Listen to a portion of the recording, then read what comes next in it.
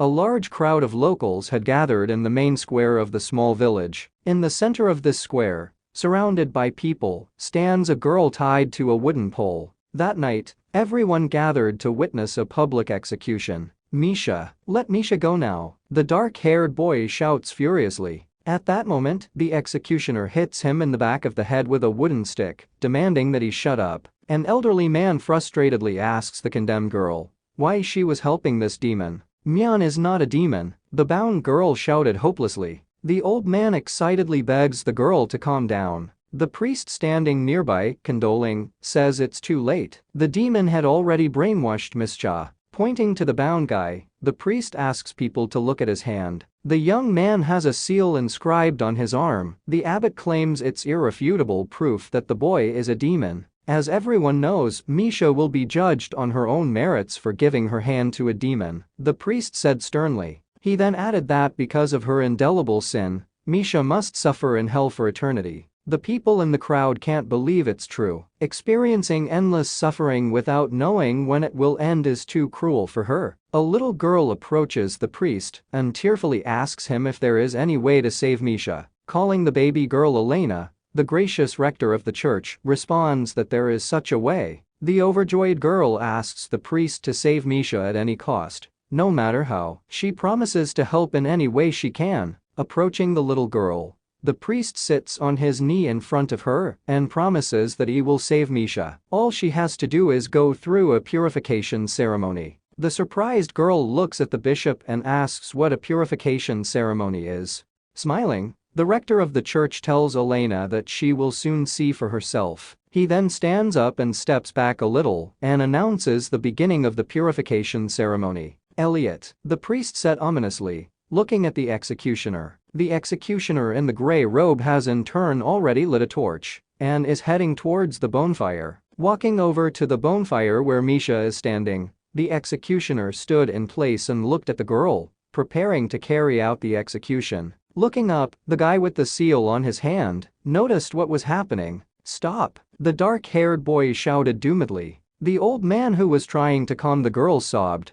Misha stares blankly at the executioner, realizing the hopelessness of his situation. As soon as the executioner brought the torch to the straw, the fire was fully ignited in the same second. The fire spread with unimaginable speed. Before she died, the girl screamed the dark-haired boy's name. "Mion, if it's even just you." Her phrase was cut off at this point, and she burned to death. Within seconds, Misha was engulfed in bright flames. Mion was seized with incredible despair. "No, I can't." "Misha," bursting with heartache, the boy shouted. The priest who came up behind him, ruthlessly, heel stepped on the guy's head, pinning him face down on the ground. He looks at Mion with disgust, as he considers him a spawn of Satan. Lifting the guy's head up by his hair, the church rector walks right up to him and explains with a chuckle that he's not even worthy of being purified, since he's a filthy demon. "I will have my revenge, mark my words." Biting his lip in anger,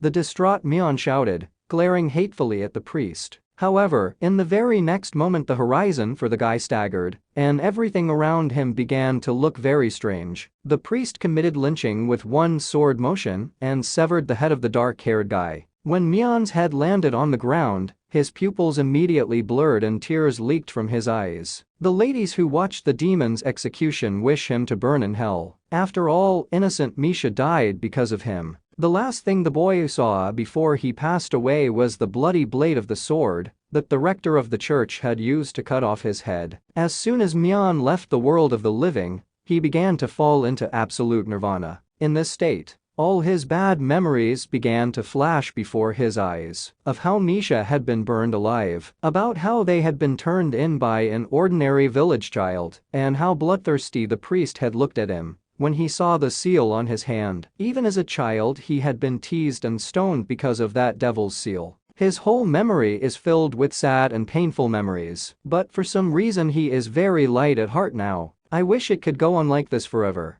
It was unclear whether it was real or just a feeling, but after an indeterminate amount of time, an unknown force dragged Mion into the depths of nothingness. Regaining consciousness, the boy leisurely opens his eyes from a dead sleep. Mion lies on the cold stone floor, still in the same clothes he died in. Realizing what was happening, the guy leaned his hands on the floor and jumped up sharply. As he rises from the ground, he notices that he is in a huge room with an enormous door in one of the walls. Mion is fully convinced that he's already dead, so why is he still alive? Also, there's no trace of blood on his clothes. Is that even possible? I hardly think I got here because of that mark on my hand, the boy said perplexedly aloud, looking at the back of his palm. You talk to yourself too much, snotty. Hearing an unfamiliar voice in his head, the boy, frightened and trying to find the source of the sound, shouted out, "Who is it?" The voice introduced itself. "They call me Bucky.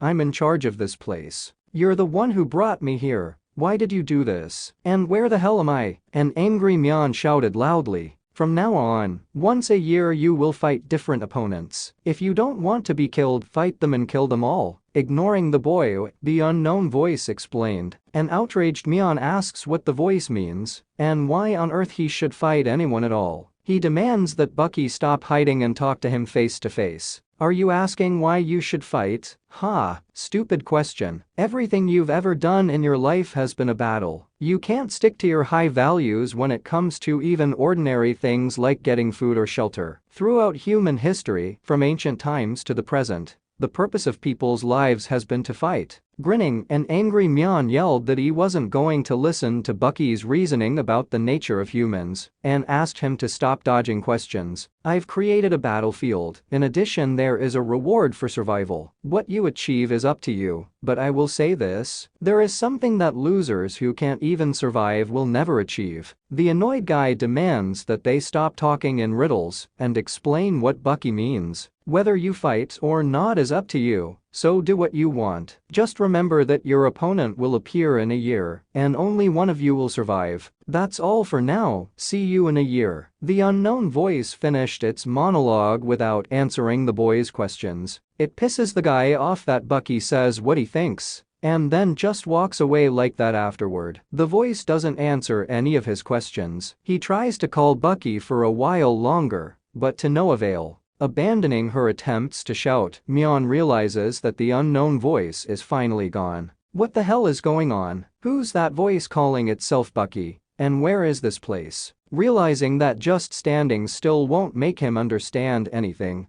the dark-haired guy decides to look around a bit and gathers some information about the place. Next to him, he notices a massive blue door. Could this be the way out? Walking up to the metal door, he starts banging on the outside with all his might and asking if anyone is in there. Without stopping to pound on the door with his hands, Mion continues to shout, "Is there really no one on the other side? Answer me." The boy shouted doomedly, hitting the door with both hands. "It's been a long time." In her last breath, Mion tries to get someone's attention and asks for the door to be opened. He's been banging on the door for so long, but it hasn't even moved. However, that door was his only way out of here. Finally exhausted, the boy retreated to the depths of this room and lay down to rest. Apart from the door, this room is made up of stone walls. It's almost impossible to get out of here. To put it in other words, it's a perfectly sealed room. However, it is strange that he can see normally here,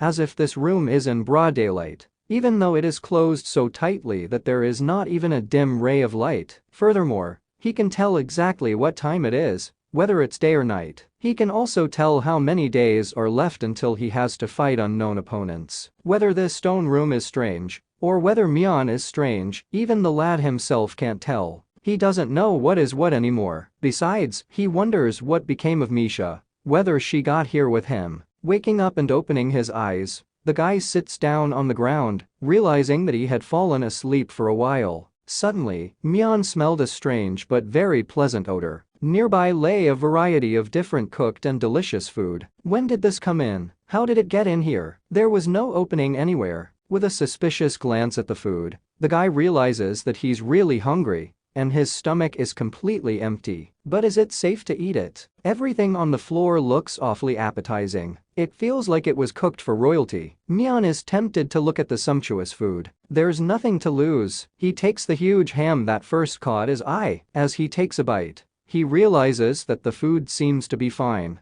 However, the fact that Bucky brought the food here in such a timely manner means that even if Mion can't see him, he can see Mion. Bucky's the one who brought the kid here. No wonder he's watching him. All around is full of mysteries. Where is this place? What kind of creature is Bucky? Why exactly should Mion fight? The guy can't figure out anything about any of these issues. But one thing is certain, if everything is as Bucky says, he'll have to fight someone to the death in a year's time. And that means only the winner will survive the battle. If what the mysterious voice said is true, then Mion must win this battle to survive. It'll all be for nothing. If he doesn't survive, he won't meet Misha again and won't be able to take revenge. The boy has determined his purpose. He must survive, no matter what. If that's the case, now is not the time to sit back. The boy jumped up from the ground and walked leisurely to the wall. Since there are no weapons here, you will have to use your own strength to survive. Above all, endurance is the most fundamental aspect of physical fitness. The first action is to touch the wall. After that, make a jerk in the opposite direction and run to the opposite wall. Then repeat it over and over again. Long-distance running is simple, but in the absence of weapons, it is an effective workout to develop his endurance. Mion's legs are getting heavy. He wants to stop and rest right now. He cannot stop. The most important thing in this exercise is to continue moving at all costs, even if the speed drops a lot. As soon as he stops, he's out of breath, and the effectiveness of the workout is cut in half. By any means, a guy should not stop until he reaches the amount of training he is aiming for. Side by side with long-distance running workouts are push-up exercises. In combat, kicks are risky because they can only be used under ideal conditions, in which case, neither Mion nor his opponent will use them. In other words, his opponents will mostly fight with their bare hands like himself. That's why a guy shouldn't skip push-ups, because they are the main way to build upper body muscles. For now, Mion will only train his lower body for long-distance running, and then focus on his upper body. He made a promise to himself that after a year of such agonizing training, he would definitely survive this bloody battle. It's been a year. Mion does vertical push-ups, leaning against the wall of this huge prison. Doing his last 201st push-up, he falls face first to the floor. Today marks 1 year since that day. A battle is about to begin. A battle where a guy has to kill a man he doesn't even know. Bucky spoke up. The battle is about to begin. When Mion heard that, he jumped up sharply. Carve it into your mind. Winner takes all. Loser loses all. Well, good luck with that. Immediately after those words, the huge door that had been holding Mion back all this long year finally swung open in front of him. With a fearful look at what lay ahead of him, Mion swallowed nervously. He finally gathered his strength and stepped into the unknown, traversing the huge gate and making it to the other side. Once inside, he realizes that the room he has entered has the same structure as the room he has been in all this time. After looking around a bit, the guy notices something interesting. In the distance stands the barely discernible silhouette of a man. It's probably his opponent, but he's standing too far away, so Mion can't get a good look at him. He decides to try to get closer. As he gets closer, he notices a white-haired, frightened boy. After looking a little closer, Mion realizes that this kid is about his age. However, this kid is much skinnier than Mion, and also with bare fists. Suddenly snapping out of his seat, the dark-haired guy rushed towards his opponent. He decided to attack first. In a fight, the one who strikes first wins. So when he was close to his opponent, Mion immediately raised his hand to deliver a powerful punch. The guy with white hair, clearly very scared, asked Mion to wait a bit and not to start so abruptly. After all, he claimed they didn't need to fight. Realizing that the opponent is much weaker, the dark-haired guy decides to stop and listen to his opponent. Frozen in place, Mion asks his opponent why it's not worth it for them to fight. If it's like Bucky said, they should kill each other first. The white-haired guy explains that Bucky tricked Mion, after which, with a forlorn look, he tells his truth. When someone first gets here, they're all alone, so you have no choice but to just take Bucky's word for it. He believed him at first too, but now he doesn't believe him anymore, because everything Bucky says is a lie. Mion asks why Bucky would lie about that. The white-haired guy replies that he doesn't know why Bucky would want to do that, but it's no good. Instead of killing each other, He suggests they work together and become allies. According to him, something happened 3 years ago. The monster Bucky sent was incredibly powerful. He tried to escape with all his comrades, but one by one they died. The guy ended up losing all his friends in that battle. Mion replies that she can't just take his word for it. Then the white-haired guy starts screaming hysterically and asking Mion to believe him, because if a monster as strong as the one from 3 years ago shows up, he's not sure he can defeat it. He again offers to join forces and become allies. After a bit of thought, rather than visibly unnerving his strange opponent, Mion eventually agrees to trust him. The pleased white-haired guy thanks for his trust and introduces himself as Sane. He then extends his hand in a friendly manner. Mion smiles eerily somehow and introduces himself to his opponent as well, then extends his hand as well. After shaking hands, they exchanged pleasantries. After a while, they are already sitting at the center gate and having lunch together, telling various stories. In the middle of the meal, Sane yawns. "Are you tired?" The dark-haired boy inquires of him. Sane replies that it was most likely because he was relieved. He was worried because he didn't know if he would have to fight or not. Mion notices that he too is starting to feel sleepy. He suggests that we call it a night and go to sleep. The comrades wish each other good night and go to bed not far from each other. Sane, who had been lying almost motionless for a long time, perfectly imitating a deep sleep, suddenly wakes up, opening his eyes abruptly. What an idiot that Mion is. Sane sounded like a weirdo from the beginning, but this guy still believed everything he said. Easy win again this time. The white-haired boy thought to himself as he turned around, but suddenly his sly face changed. Now it reads genuine horror and despair. Mion stands in front of Sane at full height, fists tensed. The horrified white-haired guy is surprised that his partner is still awake. "Gee, turns out we were thinking the same thing," Mion said, looking bloodthirstily at his opponent and smiling grimly. Without letting Sane say anything in response, the guy immediately delivers a strong punch to his enemy's face. After taking his opponent to the ground with one blow, Mion sat on his chest and began beating him mercilessly, punch after punch without stopping.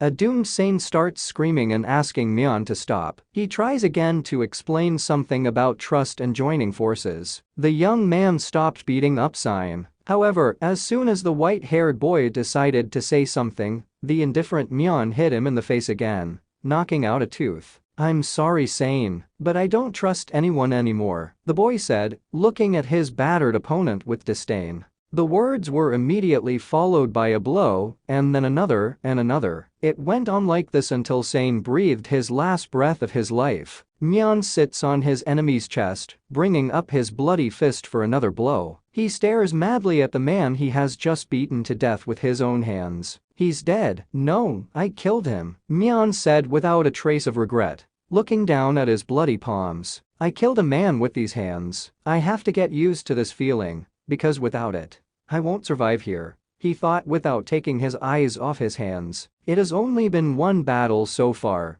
but he already knows the true nature of this place. This is not the battlefield of neat knights in armor where they fight impartial duels. It's a dump where animals, covered in mutt and full of hate, fight each other to the death. There's only one conclusion: either you eat meat, or you become meat. Closing the eyes of the sign he just killed, Mion walks away, vowing to himself that he will definitely survive and make it to the end. Suddenly the guy, sensing something amiss, stops. It felt like someone was trying to interfere with his memory. Mion began to remember things that had clearly never happened to him. There were memories of places he had never been. A crying newborn Sane is soothed by his mom. A white-haired boy rides his little brother on his back. Sane carries firewood home to keep his family warm in the coming winter. His younger brother asks him to bring him some food because he is hungry. Sane goes to the market and tries to steal bread from the counter. At the same moment, the owner of this counter hits the guy on the head with a wooden stick, which kills him. Already in this room, Sane talks some guy down, after which, when he falls asleep,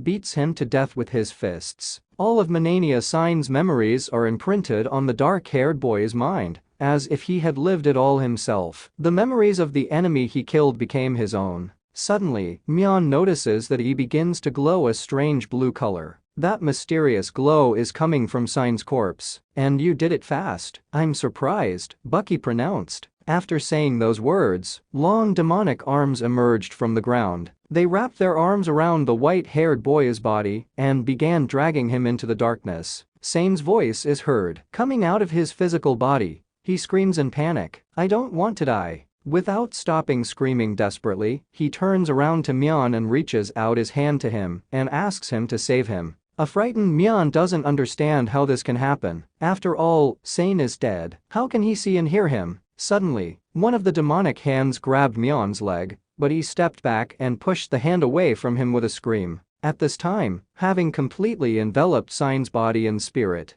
the demon dragged him into the abyss behind him. While a dumbfounded Mion is trying to figure out what the hell just came out, Bucky speaks up, "Congratulations on your first win."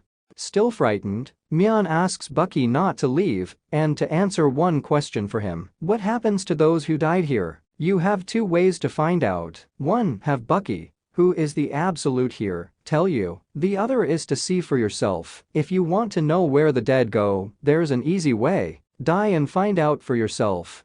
However, it's all decided between your curiosity and your desire. Which is more important? Think about it again. I've been watching you fight. You seem to be used to this battlefield by now. That's right. It's also a place very much like the human world. Things like morality and empathy are worthless. In other words, only wild animals survive. Shut up, I'm human. Mion shouts angrily, leaning a bloody hand against his chest. Whatever you say. There is only one general rule in this place, survival of the fittest. Don't forget that. Well, we'll meet again in a year then. After finishing saying that, Bucky disappears again. It's been a year and 2 months since Mion got here. During this time, he learned how to do 300 vertical push-ups already. The boy is already used to life here. His daily routine is simple: eat, exercise and sleep, that's all. Here he is living a better life than before. He doesn't have to do anything to eat, and the food that shows up is the most delicious food he's ever tasted. That's not all. Food residue disappears by itself, no need to wash, always feels comfortable, and your clothes don't smell. Everything cleans itself. Perhaps Bucky wants the fighters to focus only on fighting and self-development.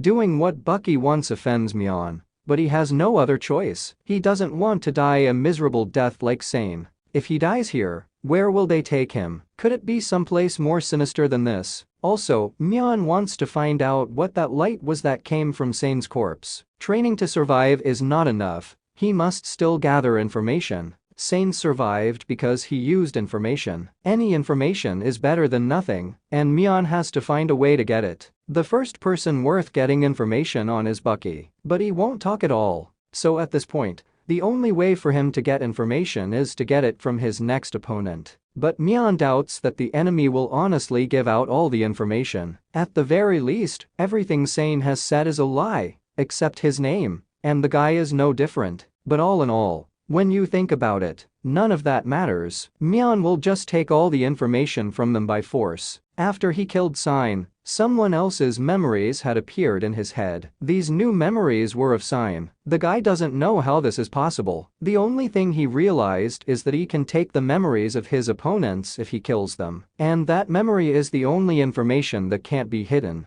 Except the only memories the guy took from him were his own. He didn't get the memories of the people Sane killed. That's probably because he can only get the memories of people he's killed personally. If Mion checks and analyzes all the information gathered, sooner or later he will be able to get closer to solving the mystery of this battlefield. Here it had been 2 years since Mion had entered the stone room. If that door opens, he'll have to fight again. The guy doesn't recall fighting anyone in his life. He was just a homeless orphan. There was no one who would accept an orphan like him. There seemed to be no place for this boy anywhere. But even a man like him found a ray of hope in this village. The kind-hearted villagers accepted Mion as a resident of the village, and then he gave up his wandering life to live in the hamlet. But he realized that they had not accepted him as part of their community. And if anything happened, those damned villagers were ready to banish him at any time. After all, the boy was nothing more than a stranger they could always get rid of. A battle is when the forces of both sides are equal. What was happening to him was not a battle. All he had left was to become an obedient boy. without any desires. It's always been like that. Even when Mion had found a beautiful stone by the river as a child, he took it in his hands and began to look at it with pleasure. A village child sneaking up from behind just took that stone away with the words, "I'll take this, Mion." "Yeah, no problem," was the only thing the boy could afford to answer. If he had something coveted, whatever it was, he was to give it away without any objection. Even when adults asked Mion to help with childish labor, like fixing up the barn, he had to do whatever was asked of him. False modesty and hypocrisy was all he had lived up to that point. But it's different here. He has no choice but to fight to survive. This is completely opposite to the way he has lived his life so far, without battles or conflicts. On this battlefield, where there is no room for deceit or hypocrisy, he will fight and win, even if the life of his opponent is at stake. The doors have opened and the fight begins. Nevertheless, it's the first time when Mion feels so alive, like there's no tomorrow anymore. When Mion passed through the open doors, he found himself back in a room just like his. Walking to the back of the room, the guy saw a blue-haired girl waiting for her opponent. So here the opponent is chosen regardless of gender. Anyway, nothing changes from the fact that Mion's opponent is a girl. To survive, he must defeat her. The moment the girl gets into a fighting stance and prepares to attack, the guy asks her to wait a bit. Putting his hands up, showing the purity of his intentions, the guy says he's not her enemy. The exasperated blue-haired girl asks what he means when he says he's not her enemy. Yes, we shouldn't fight each other. We should join forces. Our real enemy is elsewhere. Mion persistently began to explain to her, telling her the same story as Sane. "No, I'll kill you," the girl said coldly, unwilling to listen to his excuses. Mion is naively frightened and asks her why she doesn't believe him. In his head, he ponders why she won't give in to his deception. Looking at the guy with hatred, the girl explains that she doesn't care at all whether he's telling the truth or lying. She despises him just because he's a man. That's enough for her to kill him. "I'm going to finish off every man in the world. And I'll start with you," she shouted angrily, and then she sprang from her seat and sprinted toward Mion.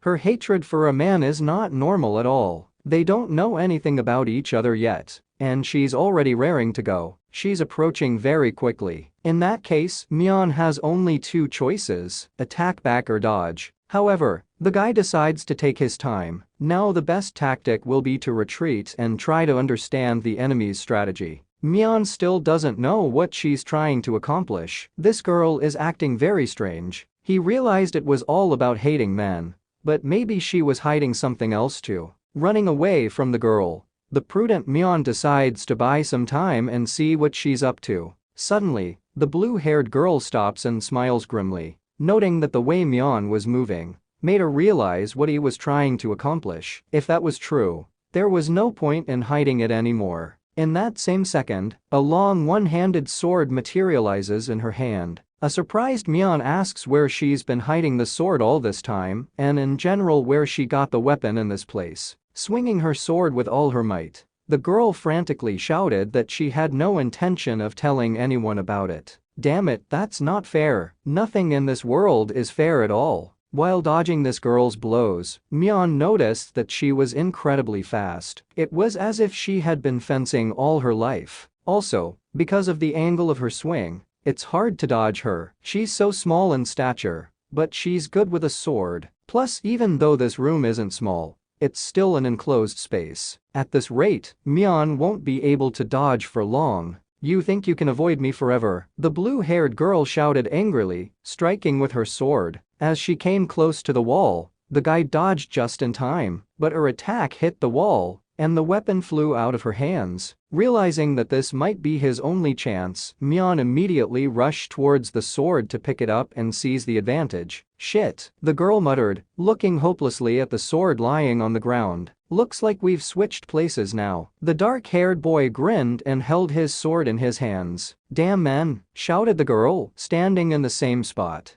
Abruptly tearing towards the girl, Mion finally decides to kill her and absorb her memories. This way, he will understand how she was able to obtain the sword. Wait a minute, what's going on? Mion had completely disarmed her, but why was this girl so calm about it? Maybe the guy missed something. The second the dark-haired guy drew his sword to strike, the weapon disappeared from his hands. The sword materialized in the opponent's hand once again. Mion had been deliberately deceived. It happened very suddenly, so the guy tries to stop and distance himself a bit from his opponent to keep a safe distance. However, it was too late. He was too close to the enemy. "That's it. Die already," the blue-haired girl shouted mercilessly, swinging around and stabbing at Mion's arm with her sword. "Shit. This situation where I'm hurt and unarmed, I can't think of anything worse," the dark-haired boy thought, stopping the bleeding with his other hand. Laughing creepily and looking at her opponent with disdain, the girl asks him where all his energy went. She mockingly demands that the guy come over and take it. Mion's wounds are deeper than he thought. He's already lost a lot of blood. However, the opponent did not want to give the guy time to rest or think about the plan. The girl immediately threw a series of punches. Each time her attacks become more and more assertive, making it harder for Mion to dodge them. Her attacks seem to be getting faster and faster. "You won't win if you keep avoiding me like this, you bloody man," shouted the enraged girl, delivering blow after blow. After a while, Mion realizes that it's not her speeding up, it's him getting slower. Would he, already all shredded and exhausted, be able to dodge her next attack? "Now I'm going to finish you off," winding her sword above her head and accelerating, the blue-haired girl yelled madly. "It's too fast. Mion won't be able to dodge." Various horrible memories immediately began to surface in his mind. They reminded him of what he was here for. All his life he'd lived like scum. He must have his revenge, for himself and for Misha, who was executed in front of his eyes for no reason. He doesn't want to be a loser anymore, facing death and cornered. Thanks to the confidence and determination that filled his heart and mind, he was able to repel the final blow of the enemy. The weapon that had severed his own head materialized in his hands. Ironically, this time it had saved his life. "How dare you block my attacks, you worthless man," shouted the enraged opponent. Mion immediately retreated farther away from his opponent. Fortunately, he was able to repel this attack without any consequences and retrieve his sword. But the situation was still hopeless. Strength, agility, technique, skill. In all of these things, the enemy is superior. Despite this sudden turn of events, the blue-haired girl continued to attack her opponent relentlessly. It's getting harder and harder to dodge. Some of the attacks are minor, but still reach their target, leaving small wounds on the guy's body. Mion is losing blood faster and faster. If the fight drags on too long, he'll definitely lose. Even with a sword, you're still running away. "Don't you have any pride?" the girl shouted angrily, waving her weapon around. Right now, all of the guy's energy is spent trying to withstand her attacks. He's completely unable to counterattack. Nevertheless, Mion believes his chance will surely come. While the guy sits on his knee without strength, leaning on his sword, the girl says imperiously, "How dare you resist me, you worthless man." When a guy is in that state, she thinks she's already won. "In your next life, don't you dare be born a man," the distraught girl shouted, bringing her sword behind her head for the killing blow. This is exactly what Mion has been waiting for. The moment when the opponent would make a big swing for the final attack, the guy jumped off his knee and launched his only attack of the entire fight, trying to take advantage of the chance he was given. Running closer, he blocks the sword strike with his left hand, allowing the blade to enter almost to the bone. The dazed blue-haired girl cries out, not understanding why he did it. "You missed one important thing," Mion said quietly through gritted teeth in pain. At the same moment, he swung his sword in a swift motion and pierced through his opponent. "When you kill someone, be prepared to be killed yourself," the guy says indifferently, looking at the face of the girl stabbed by the sword. Drenched in blood, the blue-haired girl doesn't understand why. Even though she was swinging her sword the whole time, Mion still decided to shorten the distance. "I was beaten by a guy who doesn't even know the basics of swordsmanship." Falling to the ground, she whispered in frustration, "I don't know much about you, but I feel like you deserve to have all your time spent fencing go to waste," Mion said with disgust, looking at his opponent and smiling nervously. The girl looked at the guy with hatred and shouted out of her last strength, "You bastard." She doesn't want to die here without killing all these damn men, but her fate is already sealed. At this moment, Mion falls to his knees without strength, dropping his sword. He won that battle too, but the guy lost so much blood that now he might die. At that very second, the wounds from the battle began to heal very quickly. He's saved. His wounds are completely healed. The moment he kills his opponent, his body is healed. Suddenly, just like the last time he had finished off Sign, memories of the blue-haired girl he had killed entered his mind. A little girl fights with her brother over a stuffed bunny. A grown woman comes up and takes her toy away from her. The mother explains to the girl that her brother took the toy first. Already in her teens, she decided to show everyone that girls can wield a sword too. Masterfully delivering her best punch, the girl managed to shred the training dummy, unlike her untalented brother. However, it happened that her father ordered her to quit fencing and prepare to become a bride. When the girl asked her father to choose whom to marry, he told her to keep silent. She has no right to choose what to do with her life. Since she was born into this family, she is part of it. It is natural to sacrifice herself for her family. She couldn't understand why only women were being sacrificed. Unable to withstand the pressure, she played chop suey on the violin, wishing to be reborn as a man in her next life. Once there, Bucky, like the others, tells the frightened girl that she will have to fight once a year. In her first battle, she had a man who wanted to do more to her than just kill her. That's what got to her psyche. She brutally finished that man off by kicking him to death, delivering blow after blow. Eventually she became completely mad. Year after year, her hatred grew and grew. The girl herself became a murder weapon. Mion, looking thoughtfully at the sword in his hand, realizes that the only information he can use is information about swordsmanship. At this moment, the blue light emanating from the girl's body reappears again. Long demonic arms emerged from the ground again. "To think I lost to someone like you. I'll damn you to hell," screamed the blue-haired girl, stepping out of her physical body as demonic hands dragged her into the dark abyss. "Come on, if you can," grinning with a bloodthirsty smirk, Mion answered her. The last thing the girl had time to say before she was pulled away completely was, "Go to hell." Mocking her, the dark-haired guy grinned creepily and promised that he would make sure to use her memories properly. Between the begging, this time, it's his biggest harvest from the battle. Now Mion has his own weapon. He doesn't know how it works, but once he was able to summon the sword, he can now summon it whenever he wants. But strangely enough, in Sully's memory, he found no way to summon the sword. Apparently the answer to that question will take a little longer. Suddenly the guy felt sick and dizzy. Mion's wounds had already healed, but he still lost too much blood. He makes the decision to lie down and get some rest. Bucky spoke up, "I see you survived this round too. Looks like you don't have a shred of morality or empathy anymore." "Oh, that's wonderful. Keep on surviving like that. I know that myself. Just be quiet already." Covering his face with his hand, the tired Mion replied indifferently. Mion stands on the bank of the river and watches the current. A large rock flies into his head from behind. The guy turns around and angrily asks who threw the rock at him. Turning around, he sees no one. He tells the stranger not to hide and asks why he did it. "Are you asking why I threw a rock at you?" Sane says quietly, standing behind the boy. A disfigured Sane grabs Mion by the shoulder and creepily explains that it's all because he killed him. Seeing this, the dumbfounded Mion shouted at the top of his voice, "Why did you betray me? Didn't we become comrades?" Grabbing the dark-haired boy by his shirt,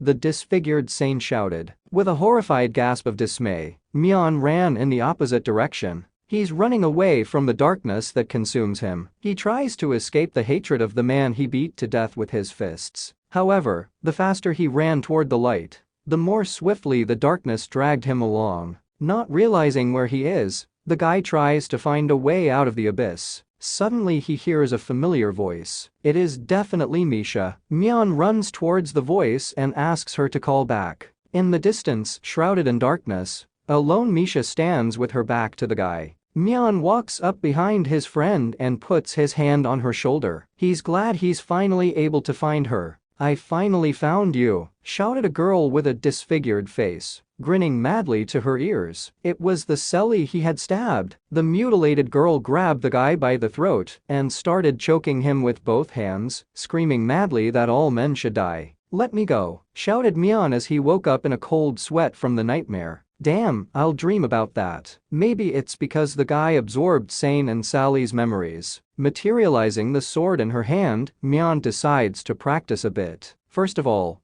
the guy decided to try out some combination sword attacks to test his cold weapon skills. He noticed that his body felt very light. It was no longer his imagination. He had definitely gotten faster and stronger than during the battle with Sally. But why? Increases in speed and strength are usually accompanied by physical growth. This is unusual. I'm not sure why, but there seems to be no such thing as growth and aging in this stone room. Since he first came here 2 years ago, his height and hair remained the same as it was then. There was not the slightest change. Even if he cuts his hair, the next day it grows back. So the increase in physical ability has nothing to do with body growth. Maybe it was because of the blue light that came from the corpse, but it also absorbed the same blue light from Sign's corpse. Come to think of it, his body felt lighter also when he killed Sign. At that time, he thought it was because of the decrease in tension after the victory, but maybe it was because his physical performance had increased.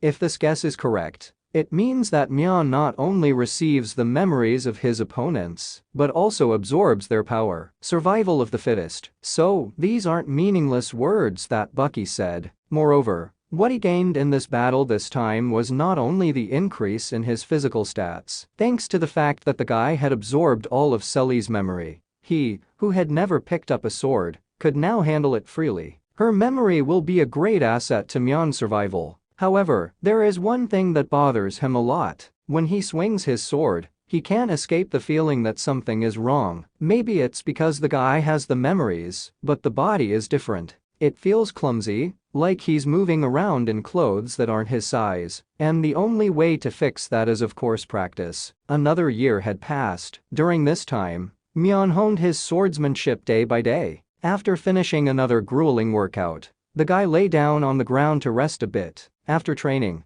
the feeling of being out of his body was gone. He's glad he was able to get it sorted out before the fight tomorrow. Anyway, it had been 3 years since he had come here. He had already gotten completely used to the life here. Whether it was his lonely training sessions, his fights with opponents, or his loneliness, now Mion no longer remembered his life in the wild. It was as if it was just a horrible dream. The guy has a fight tomorrow, so he makes the decision to not think too much and go to bed. Through his sleep, Mion hears a very loud strange noise, but pays no attention to it. But it suddenly came to him that he was alone here, and there should be no noise while he slept. As he jumps up, he notices that there is an incredibly huge crowd of armed men around him, unknown to him. The way they behave, it is clear that no one here knows each other. No one trusts anyone and everyone keeps their distance. Why are there so many people here? The whole big room is crammed full of people. Bucky, what the hell are you up to?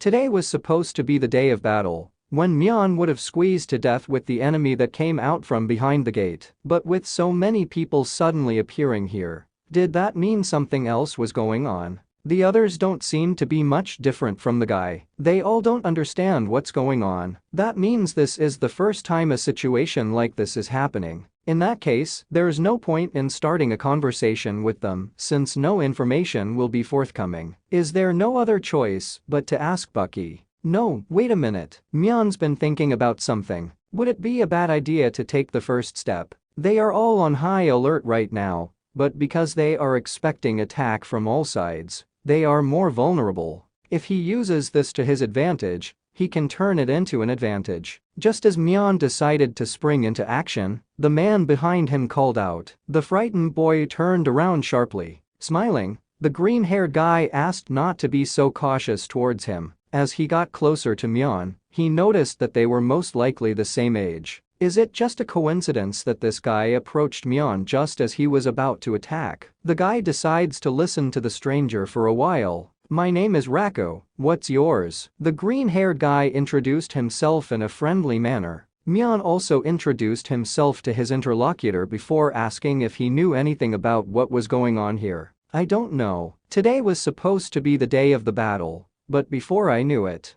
I was already here. Besides, this is the first time I've met someone my own age, so I thought I'd approach you, told Rako. taking his eyes off to the side, and then wondering if Mion himself knew anything about it. The dark-haired boy replied that it was the same for him. This is his first meeting with other people, so Raku doesn't know anything either. No, something's wrong. He's too calm. He doesn't pay attention to his surroundings at all. It's as if everything is going just as he had hoped. When Raku asked when Mion got here, the guy replied that it was about 3 years ago, and then asked a similar question to his interlocutor. The moment he decided to answer the question, someone's scream sounded nearby. A man is betrayed by his newfound partner, stabbing him in the back and chopping his shoulder. He yells at the offender that he is a traitor, and he will curse him. Did you say traitor? You must be joking. Aren't you an idiot who is easily fooled? Who in their right mind would trust in a place like this where we're killing each other? With a smirk on his face, slinging his dagger, the attacker explained. He then explained to the dying man that life is about eating or being eaten. Others began to resent such an act. The battle had not yet begun. Bucky still hadn't said anything. The man with the mohawk said that anyone who thinks that way is an idiot. Are they really going to wait for Bucky to say something? It's obvious why Bucky gathered them all here. What else could it be but to kill each other? Whoever starts before it's said will have the advantage. After saying that, everyone around them began to look at each other suspiciously. If it's as he says, then doesn't that mean the battle has already begun? At the same moment, the man with the mohawk began to absorb the power of the man he had killed. At this moment, long demonic arms emerged from the ground and began to drag him behind them. Not realizing what is happening, the man, panicking, begins to scream that he is still alive. People watching this went into a stupor because of the horror. Why did this happen? But that's not what's bothering Mion right now. If he had attacked that guy, they would have taken him there too. At that moment Bucky spoke up. I see everyone has gathered. Come to think of it, I never really explained the rules, did I? Everyone who fights here will go to hell. One of the people present starts yelling at Bucky, calling him a bastard. He asks why Bucky still hasn't explained why he gathered them all here. Another man shouted out, asking Bucky why he was making them fight in such a place, then demanded that he be returned to where he was. At the same moment, demonic hands came out again and dragged the two of them into the underworld. Anyone who stands against me will go to hell. Is there anyone else who wants to live in hell? Bucky said. I despise those who interrupt me. Are you upset? It's only natural, though, you're all weaklings. Up until now, you've all fought in a battle where your opponent was only one person, but from now on, the way you all fight will change. The gate in front of you will introduce you to a new battlefield. Your opponent out there is everyone but yourself. There is only one rule: survival of the fittest. When you find yourself on a new battlefield, you'll know what you need to do, so get moving. Just as Mion is about to enter the new battlefield, he is called out by Raku. Let's meet again, the green-haired guy said with a friendly smile. After that, he turned his back to Mion and entered the gate. Yep, the dark-haired guy said, smiling back, looking at him. Everyone present is already fighting on the battlefield. Well, Mion has to hurry too, to keep up with the general pace. The guy turns around and walks through the dark gate. As he walked out of the gate, Mion noticed that there wasn't a single person around him, though he's sure most got here much earlier than he did. First of all, Mion decided to inspect the battlefield. From now on, he won't be able to relax for a second. There's only one rule here: survival of the fittest. For Mion, everyone here is an enemy except himself. You never know when and where an enemy might appear. Even one moment of carelessness can result in a guy being swallowed in one fell swoop. After walking around the corridors here for a bit, Mion realized what kind of place he was in. The whole thing is one huge labyrinth. The passages are connected in all directions. There's no beginning or end in sight. Staying in the stone room would have been much better than this. Where this path led, or where he should go, Mion had no idea at all. Behind the wall, the boy heard some sounds. It sounds like other people's voices, but they are far away from him. It means that there is no one near him right now. Suddenly he heard a sound nearby. Someone is fighting nearby. Mion decides to go to the source of the sound to find out what's going on. Two boys are fighting on swords. The boy in green is already wounded in the shoulder. The man in the blue cape laughs at the wounded boy and suggests that he stop resisting. because he can't stand up properly anymore. The boy finds it very difficult to defend himself, as his strength is really running out. Mion is watching this fight from around the corner. These are the exact sounds he heard the other day. The two were too busy fighting to notice the dark-haired guy. At the same moment, someone's sword flies past Mion. The enemy had knocked the weapon out of the green-clad guy's hands and was now preparing to finish him off. "Be proud to be a part of my power," shouted the man and drew his sword behind his head. Mion looked behind them to see what was wrong. The boy spotted him, and just as the man was about to deliver a killing blow at him, he shouted, "Now!" The blue-clothed man standing with his sword above his head looked around, but saw no one behind him. "You little brat, how dare you try to trick me?" the man shouted angrily, looking at the boy with hatred. But just as he was about to slaughter the boy, he was stabbed from behind by a sneaking Mion. "You coward, you stabbed me in the back during battle," the blonde man muttered before he died. Looking ruthlessly at the man he just killed, the guy takes his power. When the demons took the dead man's body to the underworld, Mion called him an idiot with a chuckle. "Everyone is an enemy here. It's natural to attack your enemies, isn't that right?" Mion inquired of the wounded boy lying beneath his feet. He, trying to keep himself alive, replies that it doesn't mean you have to make everyone your enemy. If you get along with someone, you can become comrades. "I wonder if there is such a person." Twirling the sword in one hand indifferently, the dark-haired boy muttered. The wounded boy tries to convince Mion that he is the man. After all, it is thanks to the boy that he is still alive. The boy thinks that they can become good comrades since Mion saved his life. As if not listening to him, Mion raised his sword above him and struck with a light swing. However, after a couple of seconds, the boy realizes he's still alive. Stopping the sword blade in front of the kid's face, Mion clarifies that he believes his words for now. After that, he introduces himself. The boy thanks him for believing him and is called Edgar. Without answering him anything, Mion, with a satisfied expression on his face, simply turns around and walks away. He figures he won't get much stronger even if he kills a guy who looks so weak, so he decides to let him live for now. If need be, he can kill him at any time. Especially if he meets someone much stronger, he can use the boy as a human shield and escape. At that moment, the memory of the deceased seeped back into his mind. This memory doesn't seem particularly useful. Mion was very fortunate to have been able to get Sully's memories early on. The sane man lived an ordinary life, far from the battles. Sitting on the ground, the boy looks at the back of the departing Mion. His wound's pretty deep, and the bleeding won't stop. At this rate, he'll be dead soon. And so he decides to kill his savior to heal his wounds. He raises his weapon and stealthily sneaks up on Mion, drawing his sword to stab him in the back. Edgar strikes with all his might, but his sword stops. The boy's face fills with fear. Mion blocked the attack without looking at his opponent, putting his sword behind his back. The boy turned back to Edgar, looking at him chagrined and disdainful. At that very second, the sword flew out of the kid's hands. "Edgar, do you have any last words left?" Pushing the boy to the ground with his foot and pointing his sword at him, Mion inquired. Edgar starts to get out of it again. He explains to the dark-haired guy that he got it all wrong. Because his shoulder hurts and he doesn't feel strong, his arm accidentally slipped. In the next second, Mion stabbed his sword into Edgar's face.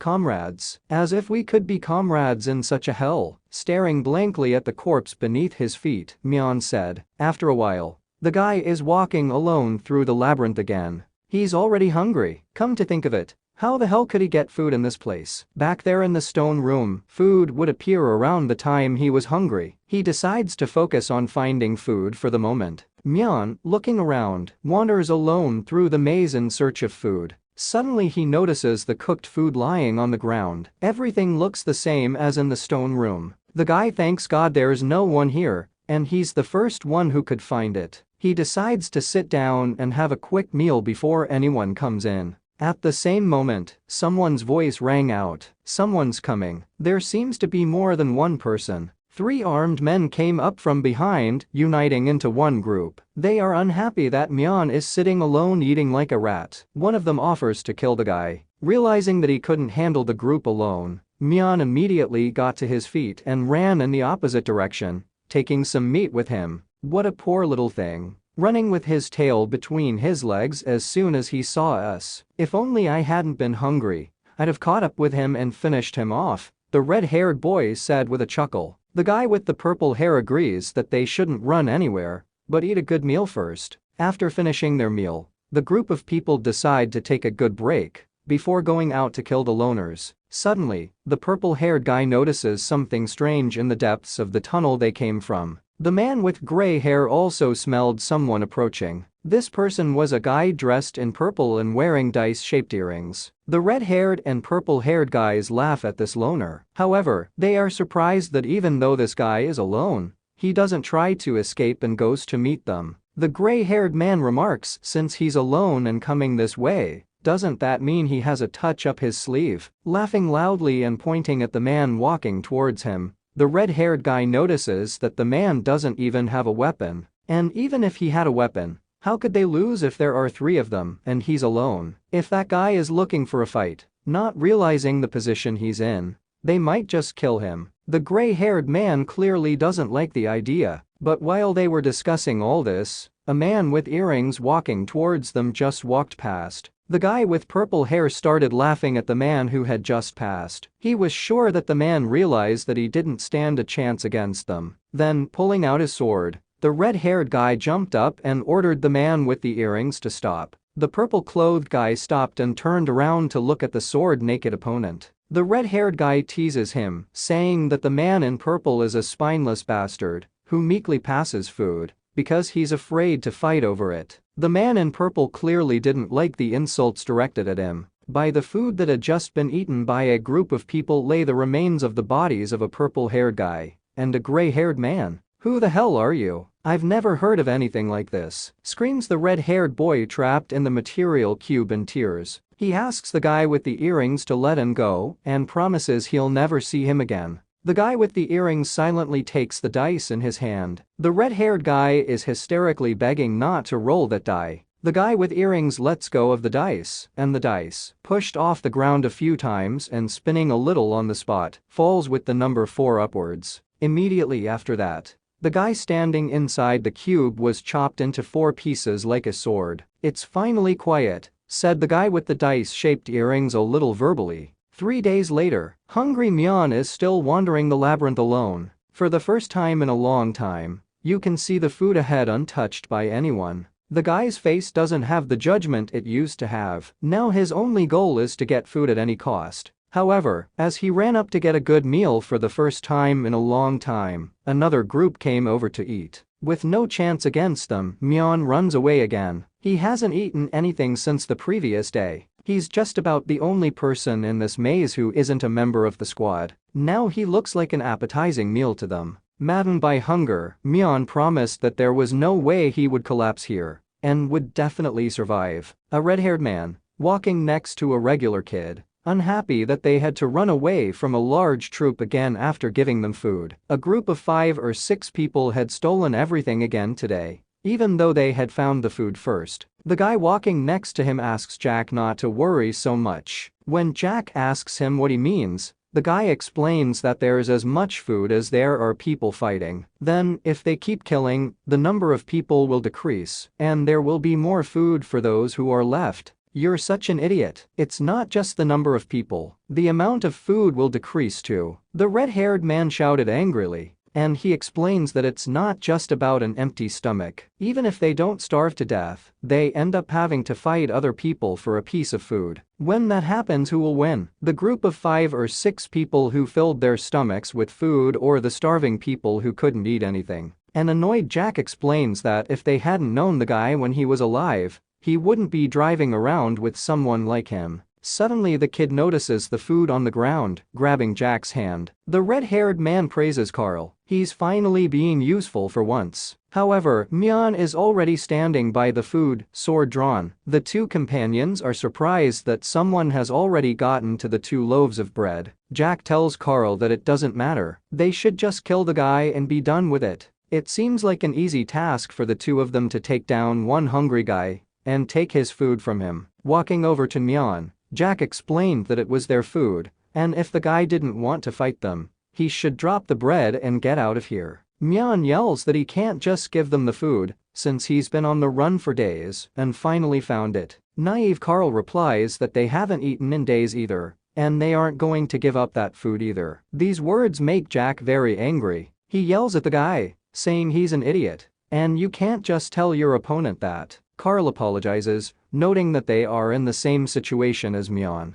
In turn, Mion realizes that these two have also, like him, been in hiding for a long time and therefore will not back down so easily. If they can't back down, we'll have to fight them. However, after noticing the red-haired man scolding the kid, Mion has a bloodthirsty plan in his head. When the two decided to attack, the guy asked them to wait and told them they didn't need to fight. Mion asks the two companions to think about what they will be left with if they fight over food. This will make them even a little hungrier, and they'll soon go hungry, which means that even the one who wins will end up dead. Hearing this, Carl was greatly startled, but he continued listening to Mion. The guy explained that food was getting scarcer every day. It was probably Bucky's idea to make them fight over food. No one can survive in a maze where large groups have gathered, and food supplies are quickly running low. Eventually they will starve to death. Noticing how confidently Mion speaks, Jack asks him if he knows a way to survive. The guy replies that the only way to deal with a crowd is to become an even bigger crowd, so he offers to cooperate. Jack explains that he can't make a decision on his own, and so he decides to talk things over with his partner. Saying something in Carl's ear, the red-haired guy turns to Mion and informs him that they really should work together if he's going to share the food. Mion threw them one loaf of bread for two, and he himself, eating his own, announced to them that they were now a team. He explained that he, too, had not eaten in a long time, so he could not give them everything. Carl thanked the guy, saying that they hadn't eaten in a while either, but when he turned to Jack, he noticed that he had already eaten all the bread that had been given to the two of them. The guy asks the man why he didn't share with him. Jack promises the brat that he'll eat his portion when they find more food. It would be better if Jack ate first, instead of Carl, who's so clueless. Just as Mion suspected, they don't get along very well. It seems like a relationship where one party is taking advantage of the other. Carl must be very unhappy, and so Mion will take advantage of this in the future. Exploring the maze, the only thing they found were scraps. Finally exhausted and unable to find food, they decide, at Mion's suggestion, to rest for a while. Jack agrees with him. He too is very tired and wouldn't mind a nap right now. Mion asks them to set up here and goes to scout the area. Unable to hold back his tears, Carl asks his companion to keep looking for food, since he alone hasn't eaten anything. Calling him an idiot again, Jack says he can't take much more if he doesn't get some sleep. He then asks why don't they get some rest and then continue searching. The red-haired man goes to bed first, and he asks Carl to keep an eye on Mion. He is afraid that the boy might attack them. He asks Carl if he has understood everything. The frustrated kid replies that he's got it all figured out. It was always like that. Jack took his food away from him, always insulting and swearing at him over nothing. This time again he couldn't say no. It irritates him a lot in himself. However, this relationship between partners only benefits Mion. Internal conflict can go a long way toward developing his strength. As Bucky said, there is only one general rule in this place: survival of the fittest. Stepping out from around the corner, Mion walked over to his allies and immediately lay down next to Jack nonchalantly, placing his sword beside him. After waiting a bit, the guy pretending to be asleep opened his eyes and looked at the man lying next to him. It looks like Jack has already fallen asleep. Mion decides to spring into action. Still lying on his back, the boy shifted his gaze to the boy guarding them. Standing against the wall, Carl was surprised to notice that the young man was awake and looking at him strangely. At this moment, Mion nonchalantly began to lift himself off the floor, while a perplexed comrade yells out, asking the guy what happened. Rising to his feet, the young man headed toward Carl, putting his hand behind his sinus. Noticing that the guy was acting strangely, the dumbfounded boy immediately grabbed his sword, asking him what he was going to do. Moving a little closer, Mion calmly asked the kid to be quiet. Taking out his hand, the guy pulled out half a loaf of bread and held it out to his surprised partner. "That's all that's left of my loaf of bread. You're the only one who hasn't eaten anything, aren't you?" he said in a friendly tone. Looking at the dazed Carl, After thanking him, the boy took the bread and immediately began to eat it with gusto. Mion explains that his partner does not need to thank him because they are friends, and friends should help each other in times of trouble. Friends, well, yeah, you're right, Carl muttered uncertainly, looking at the loaf in his hands. As he continued eating, the boy asked the dark-haired boy if he hadn't eaten the whole bun. Pointing a glance at the man lying behind him, Mion explained that he had only pretended to eat the whole thing. After all, if he'd given Carl hers when they'd first met, Jack could have taken it all. Stuffing the last piece of bread into his mouth, the surprised kid asked what the guy meant. Am I wrong? You shouldn't be so surprised. With a horrified look at him, Mion uttered, he's the kind of guy who eats all the bread he's given for two. It's like he doesn't care about you or your feelings. Not wanting to believe what the guy had just said, Carl shouted out that this man wasn't like that. Shaking his head, the boy explains that Jack is his friend. He's the only one who talks to him. He may look like that on the outside, but on the inside, Carl sure thinks a lot of him. He probably does. At that moment, Jack, who was lying nearby, shouted irritably, telling the boy to shut up and be quiet. He couldn't sleep because of his chatter. One more word and I'll kill you, the angry man yelled, then turned away and began to fall asleep. Friends, Mion whispered, smiling grimly. Don't you think you're the only one who feels that way? Looking at the guy in horror, a doomed Carl can't find the words to object to anything. Moving closer to him, Mion asked permission to give one piece of advice. Hearing what the guy said to him after those words, Carl had a startled look on his face. Several hours had passed, morning had replaced night, and it was time for further exploration of the labyrinth. Mion reminds his partners that this is the time when food appears, and so they'd better look around for it. An excited Jack agrees, saying that he's already starving. Looking at them, the dark-haired guy suggests that his comrades just go ahead for now. After a while, Mion and Carl walk leisurely beside each other through the labyrinth. Realizing something was wrong, the red-haired man turned around in surprise. Why is Carl so far away from them? Slowly weaving behind the boy, his gaze lowered frustratedly as he pondered everything Mion had told him last night. Hey Carl, what are you fussing about? Didn't you want to eat? Jack shouted irritably at him. Coming out of his musings, the kid realized that he was pretty far behind the group. Apologizing, he immediately ran up to his comrades. Jack glared angrily at the boy, noting how much of a pain in the ass Carl was. Quite a bit more time passed, but no matter how many times they walked, there was no food anywhere. It was as if Bucky had simply forgotten about them. But it didn't last long. After some time of searching, Carl, pointing his finger forward, shouted that there was food there. That's right, there really is food in there. Surprised,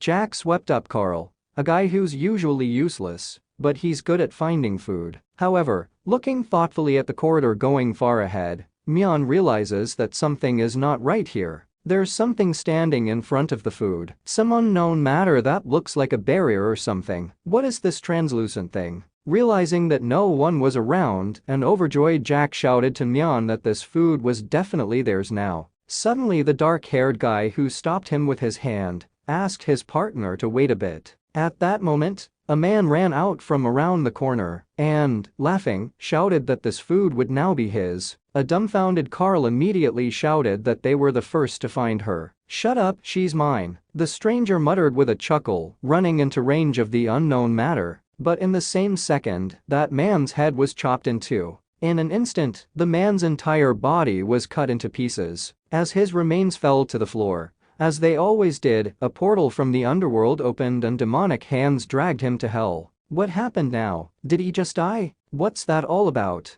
I hope you're all used to the new battlefield. Bucky's voice suddenly sounded. I have one thing to tell you. As of today, there will be traps in the maze you are in. Behind these traps you will find what you need. What lies behind them, you can see at a glance. When the barrier dissipated, the three saw a loaf of bread lying on a plate behind him. So it was a trap. Now it's gone. So it disappears when someone falls into it. Also, in his speech, Bucky implies that there could be more than just food behind the traps. And another thing, it seems as if some people still don't understand what they're supposed to do. Bucky added to his unfinished speech. So let me get this straight. Get stronger. And you already know how to do it. It's simple: fight, kill, take away. Just like you always have. The strong will become stronger, and the weak will be eliminated. Gritting his teeth with exertion, Mion realized that he had overlooked something, and now is not the time to delay. While he stomped around, others fought, killed, and grew stronger. If that's the case, then the difference in their strength is getting bigger and bigger. Therefore, Mion needs to reduce this difference as soon as possible. As they got closer, the boys noticed that there was really only one loaf on the plate. That's it. There's less and less food, don't you think? Jack said irritably, looking at the bread. How do you expect me to be fed up with this? He muttered, grabbing the loaf and beginning to eat it alone.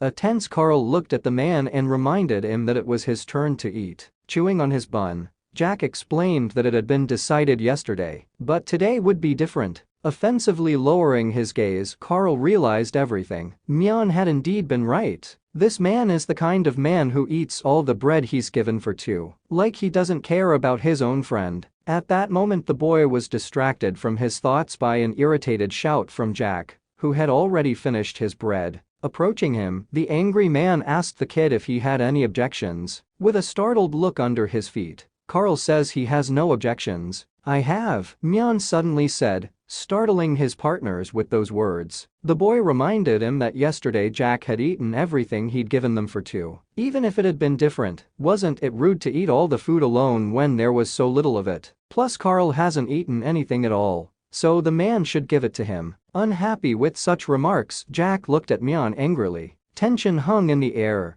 building inexorably, as the man tried to think of what to answer him. A stunned Carl gratefully tells the boy that he never thought he would get so much attention from a man he only met yesterday. The boy is so touched that he can't hold back his tears. Finally, an exasperated Jack yelled that he had figured it out. The next thing they found would be given to Carl. The man then exclaimed indignantly that the food was so scarce that he did not feel satiated. With a glance at him, Mion realizes that their journey together will soon come to an end. The boy asks Jack not to get so angry. The young man suggests that they just look for the traps that Bucky talked about. He said that the other side of the trap has what they need. If they are lucky, they might find food there. The annoyed redheaded partner adds that even if they manage to find it, they still won't be able to eat properly. After a while, they walk the maze again in search of sustenance. Suddenly, the three approach another trap, behind which is an unknown blob of energy. I think we'll find what we need here, so let's go, Jack said contentedly, rubbing his hands together with impatience. After saying that,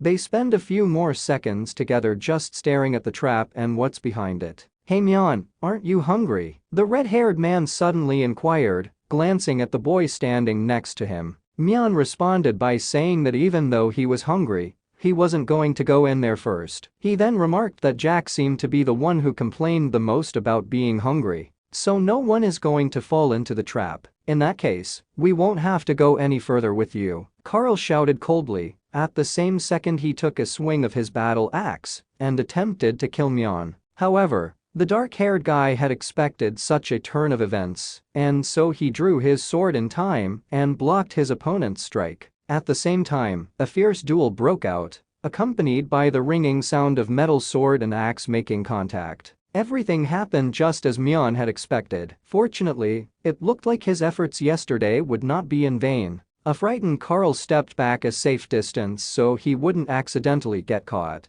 trying to figure out what was going on. Striking again, the distraught man can't believe that Mion was able to block his first attack so easily. Glancing at the boy standing behind him during the fight, the dark-haired boy uses his acting skills, asking Jack in surprise why he's suddenly attacking him. We're partners, remember? Mion shouted emotionally, trying to get a frightened Carl off his back. Smiling, Jack explains that the reason for all of this is very simple. He doesn't need the boy anymore. If he managed to kill Mion and absorb his power, he wouldn't have to worry about the guy betraying him anymore. Plus, he'll have more food to eat. A petrified Carl asks his friends to calm down. It's not going to work, Carl. Jack has his own reasons for not stopping. Jack needs to kill me. If he succeeds, Carl, then when you get pushed into the trap, there'll be no one to stop him. With a sly smirk, Mion explained, trying to break through his opponent's block. The pissed-off man can't figure out what the guy is talking about. isn't that right? After you killed me, you were going to push Carl into the trap and disarm it, right? Mion tensely muttered, trying to hold back his enemy's onslaught. It is in this way that the reward on the other side will become yours. Hearing those words and holding back his opponent's counterpunch, Jack stares at him in exasperation, unable to say anything. Looking at all of this, Carl recalls the words his friend said to him that night. "Permission to give you one piece of advice," Mion uttered, smiling grimly. "Jack doesn't see you as a friend. He thinks of you as an obedient dog. I think you should leave Jack when the time is right. For your own good, yes." The fate of a dog that meets a bad master is self-evident. Either it is used until it finds its prey, or it becomes the hunter's dinner. Either way, the result is the same. It doesn't end well. As he listened to him, a frightened Carl didn't understand why the boy was telling him this. He realized that the boy might tell Jack everything.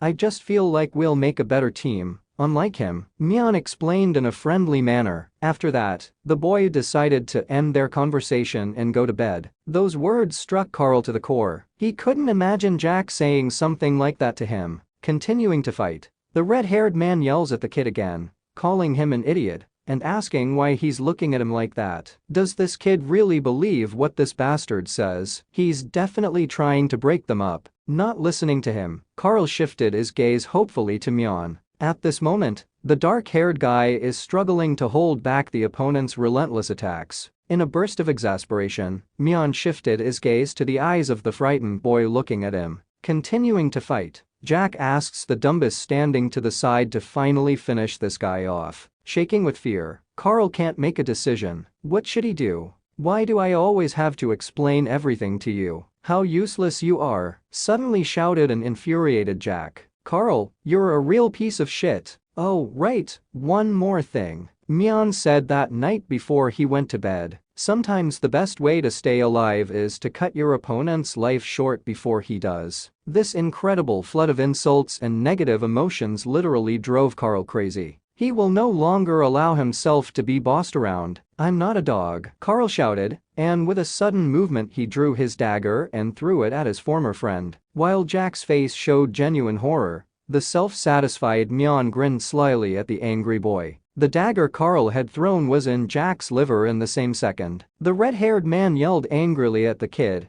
asking how he could betray him. In response, Carl shouted back that Mion was right when he said the man was going to drive him into that trap and kill him. But now he had changed. Angry Jack promises the boy that he will regret his betrayal. Carl immediately recalls the moment when Jack asked permission to talk about Mion joining their group with his partner. The dark-haired guy naturally didn't refuse him. Leaning toward Carl, the red-haired man whispered something in his ear. Jack explains to his friend that at first they will do whatever Mion says. He asks the boy not to let himself be fooled. They will have to kill him someday anyway. The man asks him to keep that in mind. They will pretend to work together, but once the boy is no longer of use to them, they will kill him. In parallel, Carl recalls how Mion gave him his last bread, calling him a friend. "I will never regret this choice," the boy shouted angrily, clenching his fists in anger. At the same moment, Mion stabbed the weakened enemy through and through with his sword. Jack immediately fell to his knees, bleeding.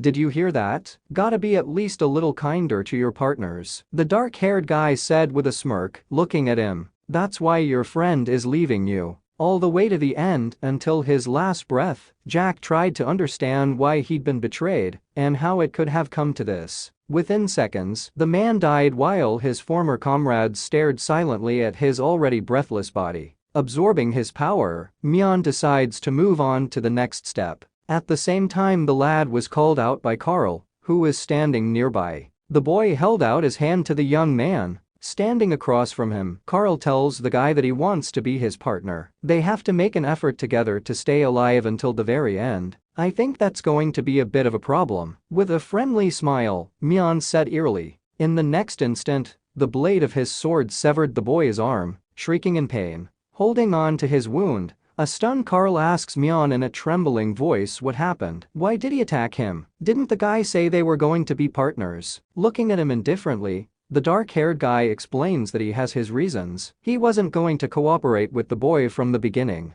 Bleeding cold sweat in the face of impending death, Carl asks doubtfully what it means. "Remember I said Jack's plan was to throw you into a trap, thereby disarming it. That's actually my plan," Mion whispered frantically in his ear. "I tricked you, you idiot." After saying those words, grabbing Carl by the scruff of the neck, the dark-haired guy threw him into the trap in one motion. Flying into this barrier, the boy was immediately cut into pieces while Mion, standing nearby, watched on indifferently. The guy proved once again that he is a more capable survivor, and he will continue to prove it as many times as he wants. It was too quiet in the neighborhood. It was as if the only people in the labyrinth were Mion and the severed arm of the once living Carl lying beside him. Smiling contentedly, the guy decides to go and look at the reward he got by destroying the trap. As he leisurely walks past Carl's shredded remains, he notices a small blob of energy in front of him that looks like a power source. Is this the award Bucky was talking about? What is it? The young man can't figure out what it is, and so he has no choice but to move closer to find out.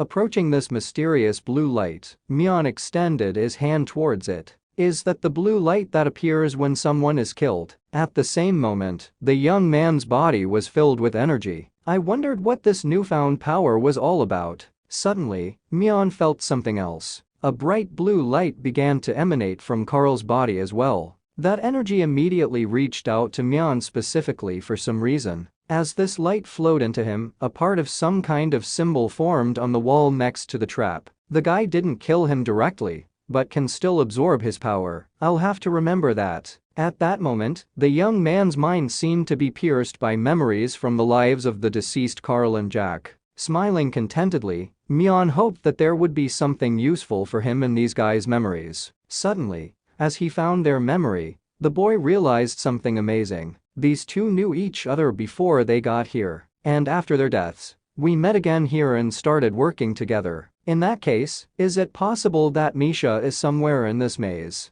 Will the boy see Misha again? At first, when Mion first got here, the reason he decided to survive was to hope that he could see her again, but now it's probably best if they don't see each other. But suddenly, when the guy started delving into his memories and the memory of his childhood friend, he realized that something was wrong with him. It's weird. Why is this happening? His real memories have started to get mixed up with the ones from when he killed other people. He just can't remember what Misha looked like and his whole life in general. Who is he? Carl, you're a real piece of shit. Sully, quit your fencing and get ready to be a bride. You gotta be a little nicer to your partners. That's why your friend's leaving you. Edgar, do you have any last words? What an idiot. Everyone here is an enemy. It's natural to attack your enemies. Mion, Ben, Sane, Sully, Edgar, Jack, Carl, they all jumbled in his mind and began to turn into one. Am I sane? Or Sully? Carl, trying to remember, the dark-haired boy said quietly, clutching his head hysterically.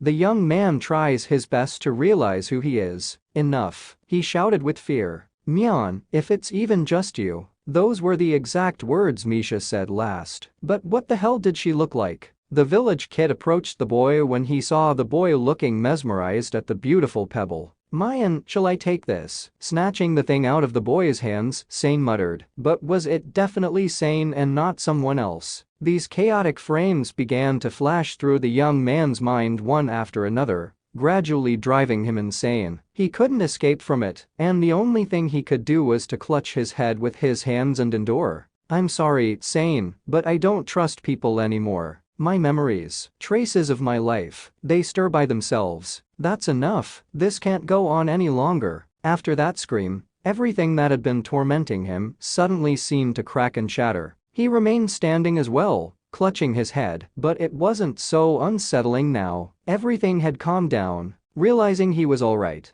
Mion opened his eyes, trying to comprehend what had just happened. Suddenly his whole body felt like cast iron, and his head began to split. Several hours have passed. Mion lies unconscious on the ground. When the guy comes to, he opens his eyes, not immediately realizing what has happened to him. Remembering everything that had recently happened to him, the dumbfounded young man jumped up from the floor. I am, shouted the boy, getting to his feet and grabbing his sword in a panic to try and defend himself from his enemies. I am, the young man repeated, continuing to breathe rapidly and trying to remember who he was. However, there was not a single person nearby. There was only a long gray corridor in front of him. Dropping the sword from his hand, the guy fell helplessly to his knees. I am Mion, he whispered quietly, falling to the ground in relief. Why is this happening to him? Because of other people's memories. But it wasn't like this before. Even though the guy has all these memories, they existed separately and didn't affect each other. So why did it affect his own memories this time? Mion can't understand why,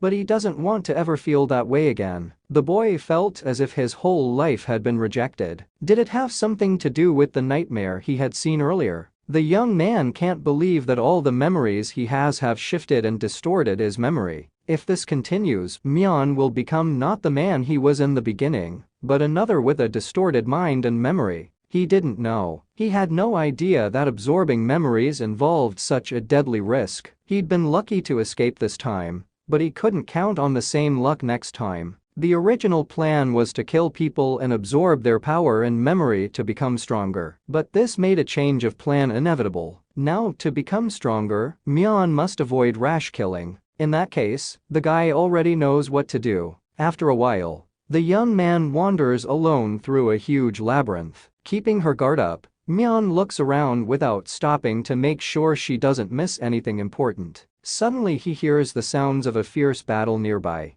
Hiding around a corner, a guy watches a battle of about 10 men, most likely two large squads met and immediately rushed into battle between themselves. The best solution for Mion right now would be to stay out of this mess. The first thing to do is to take the reward from the trap that no one has found yet. Leaving that place, the guy continued to leisurely wander the labyrinth in search of food and energy spheres of power. Looking around another corner of the intersection, Mion saw what he had been looking for all along. This is another trap Bucky told me about. Noticing her, the guy decides to get a little better look at her. This trap is different from the previous ones, a new shape. It's worth trying to get a little closer. At that moment, two men run out from around the corner, shouting happily that they have finally found the trap Bucky was talking about. They're sure that if they go in there, they'll get something they can use. A dumbfounded Mion irritably shouted to them that they were in his way and demanded they get the hell out of here. Turning on him, the men only sped up, mockingly saying that they would be first anyway. Realizing he had been beaten to it, the dark-haired boy gritted his teeth in anger. At the same second, the two are already running up to the trap.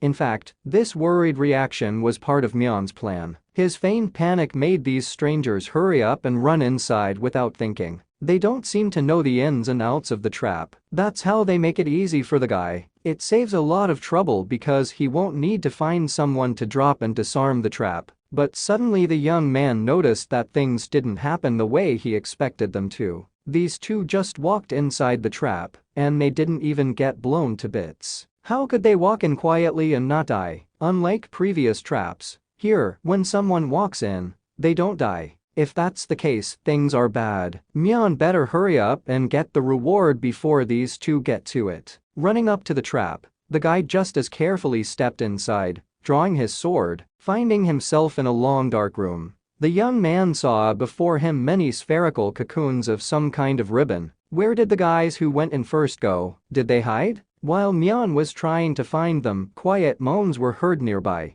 Abruptly turning around and drawing his sword, the guy shouted out, asking who was here. Looking closer, he realized that those strange sounds were coming from one of the cocoons. Maybe he was just imagining things. Are those things really alive? Suddenly, this cocoon began to shake strangely, as if something inside was trying to break free. Is it coming from over there? At that moment, the two strangers who had run into the trap first before Mion burst out of the putt-putt, squealing exhaustedly. Looking at them in horror, the guy can't figure out what the hell is going on here. Two doomed men are screaming in panic that they can't move and are having trouble breathing. They ask the guy to help somehow. A dumbfounded Mion tries to find out from the two what happened to them. The moment they decided to answer the young man, a mysterious ribbon flew out unbeknownst to them and tied their mouths together. After a couple seconds, the strangers were wrapped in the cocoon again. Looking at all of this, Mion realized what was going on here.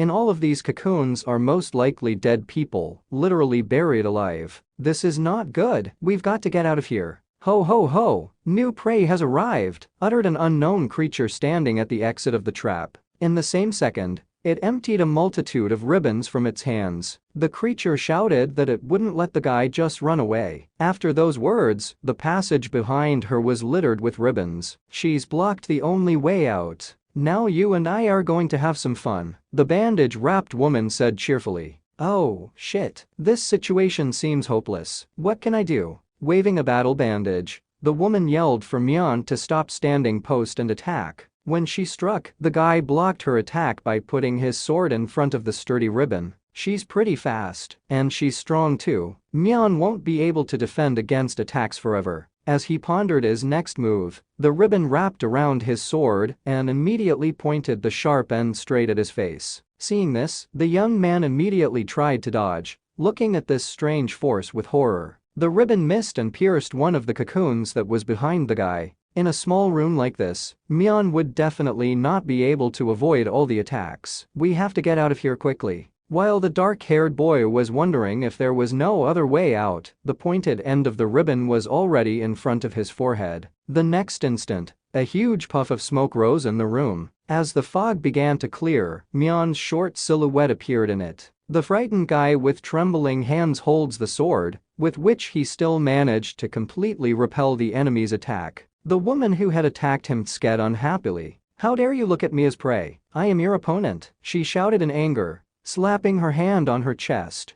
And what I'm playing with you is just a prelude to killing you. Do you understand? As she shouted angrily at the guy, letting the ribbons out of her hands in the process, Mion tried again to fend off her next attack. Tensely looking at the woman, the young man realized the disappointing truth. Any way you look at it, there's no other way out. In other words, the only way to get out of here is to beat her. Mion doesn't have an advantage in speed, strength, or even position. If he doesn't do something soon, he will lose. Though no, I'll survive, the boy muttered quietly, smiling slyly. At the same moment, he snapped out of his seat. Mion headed in the opposite direction from his opponent at full speed. What are you doing? Yelled the irritated woman, glaring at the young man. Running away from her, the guy looked back at her with a chuckle. Seeing that creepy look, the woman realized everything. Mion will win because he is not alone. Was that boy really going to do that from the beginning? Running up to the cocoon, Mion cut it open, freeing the two strangers who had run in first before him. With a relieved exhale, they thanked the guy cheerfully, explaining that they thought they were already doomed. The tense Mion immediately shouted to the two to pull themselves together. They hadn't been saved yet. There was no time to relax. While these men were sitting behind him,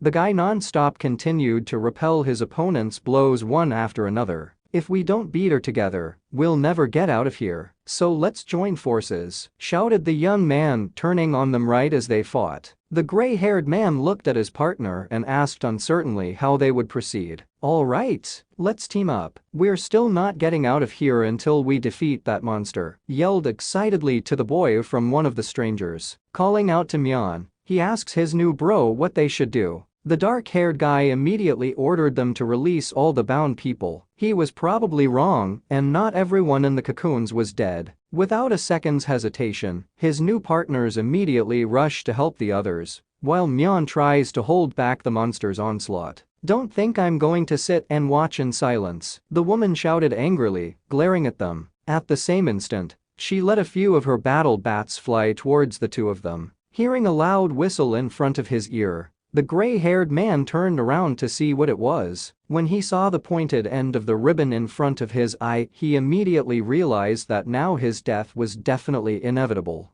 But suddenly, that bandage was cut with a sword by the dark-haired guy standing behind him. I am your opponent, Mion repeated her words confidently, glaring at the woman. After a while, there was already a whole crowd of people behind him. Those two men immediately informed their bro that they were finished. While some were helping their comrades out of their cocoons, others were already arming themselves to help their allies in the coming battle. Good, let's all join our forces together and finish her off, Mion shouted, looking at the gathered crowd behind him. Without hesitation, almost everyone immediately rushed towards the enemy to finish her off and take her power. Of course, aside from survival, the main concern now for Mion is to keep someone else from killing this woman. He certainly doesn't want to feel it again, but I guess he'll have to. There's no other way out. If Mion doesn't kill to get stronger, he'll die sooner or later. And if a guy can take this monster's power and memories, he'll be stronger than ever.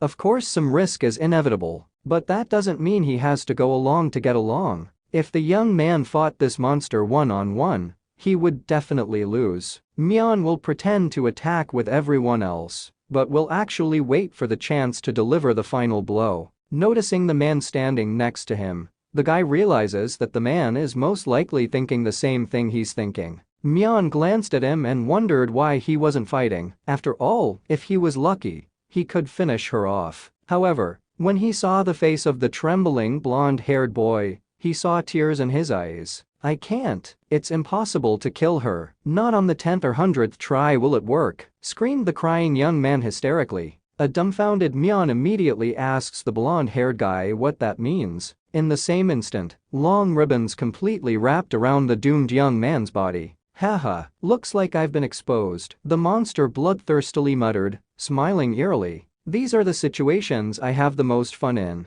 This is the moment when your vain hopes of surviving are dashed to smithereens. With a horrified look at her, people can't understand what's happening to her. What does this blue light mean? Suddenly, the monster snapped out of its tracks, covering a dozen meters in a minimal amount of time. You want to know what this light means? You must be new, since you don't know who the gifted are, said the woman, suddenly running up to Mion closely. At the same time, everyone here was tied up. A startled Mion asks the woman what she's even talking about. Who are the gifted? Before he could say anything, his entire body was bound with tape. Standing in front of the dark-haired boy, the monster pointed out that he didn't need to know that. He was going to die soon anyway. And as a reward for all the pleasure the young man has given her, she promises to give him a quick death. Shit, is this the end? Without even letting the guy even say goodbye to his life, the monster immediately made a swing to chop off his head at once. But suddenly there was a loud explosion behind them, shattering the entire bricked-up exit. Who is it? Turning around, the woman shrieked in horror. A man in high-expensive shoes stood in the aisle, stuffing his hands in his pockets. The green-haired guy just stares blankly at the woman preparing to kill Mion.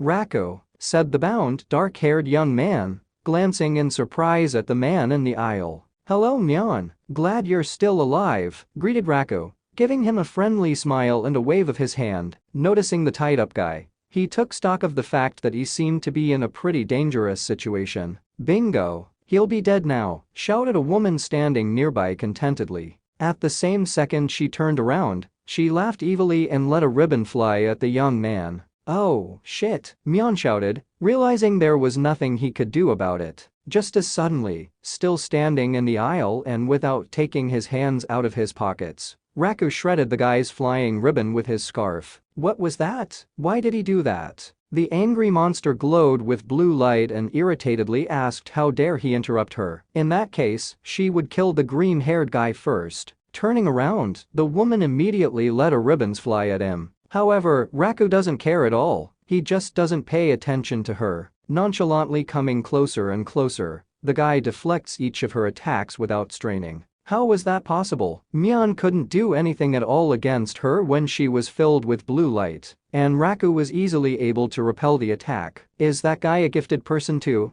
You're gifted if you could dodge my attacks, the woman said affirmatively, looking at him dumbfounded. Grinning, Raku pretended not to realize which gifted he was referring to, but he allowed her to call herself that. The woman immediately decides to try to negotiate with him. She explains to her comrade that they don't have to fight each other. If his goal is to save this kid, then she will give him up unconditionally. It wouldn't do anyone any good if they had to fight each other. Hey, wait, you've got it all wrong. I wasn't going to save him at all. I had nothing to do with him, and I have no reason to get in trouble. I just thought I'd say a few last words since I know him. Stepping closer, calmly explained to Raku. These words startled both the woman and Mion himself. At this time Raku continued to speak. Mion, it'll be hard to survive, but you'll do your best. I'll see you later. If there's still a meeting, of course. Well, I'm off and you don't have to worry about me and just get on with it. After saying that,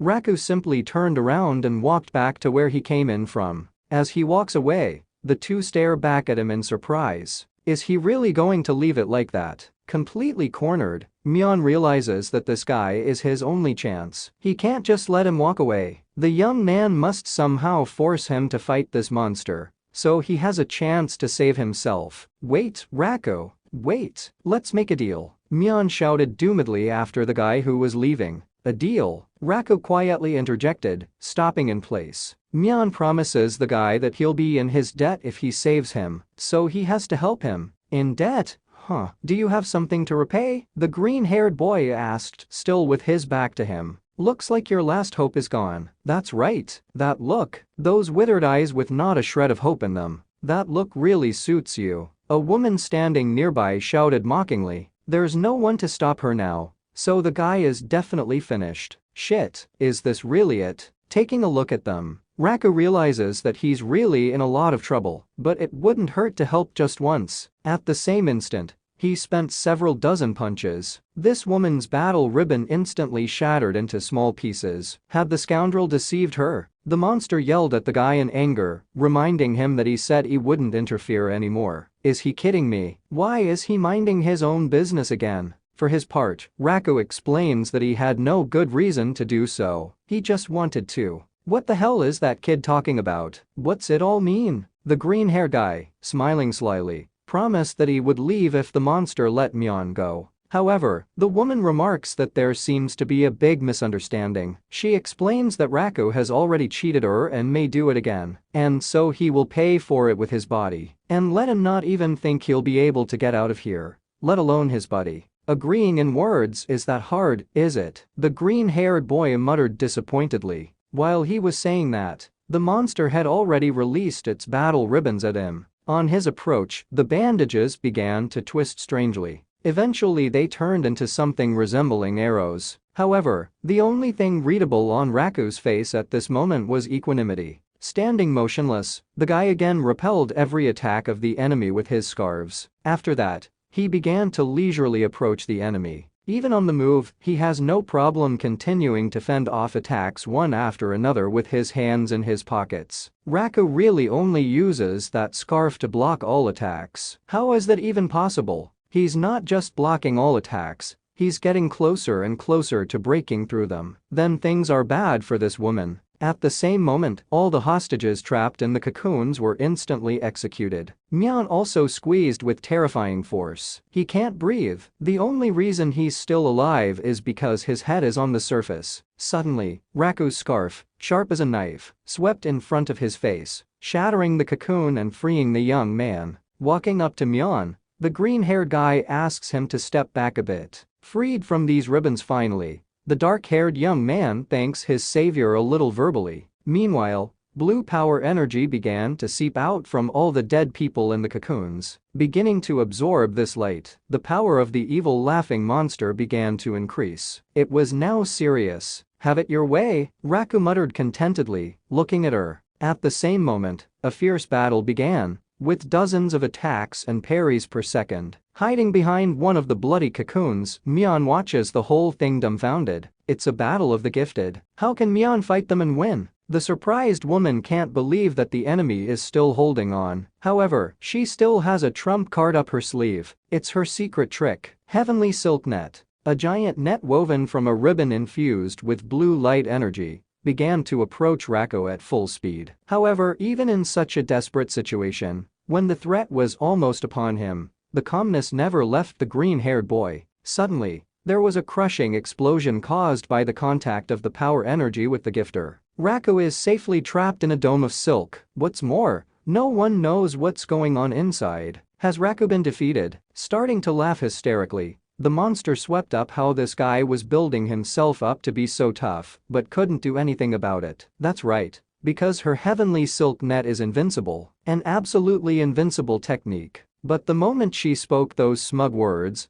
the silk dome exploded from within, shattering into pieces. Turns out this absolute technique isn't so invincible. Having blown the trap to smithereens, Raku still, with his hands in his pockets, stares emotionlessly at the monster. With tears in her eyes, the woman tearfully asks the guy out of desperation how he was even able to resist her absolute hold. Absolutely. Absolutely isn't a word you can use anywhere, Raku explained to her with a smirk. Don't come any closer, you monster. The woman shrieked in terror, trembling with fear. Before she could say another word, a long green scarf immediately wrapped around her neck. The guy lifted the woman off the ground. Holding on to her scarf, she calls for help, screaming that she is having trouble breathing. I'll say it again. You don't mind if I keep this guy, do you? Bringing her closer, Raku inquired. The woman thrashes in agony and agrees to his terms, telling him to do what he wants as long as he lets go. In the next second, her head turned into minced meat. The green-haired boy squeezed the woman's skull with all his might, flattening it instantly. The arrangement is complete, Raku said indifferently,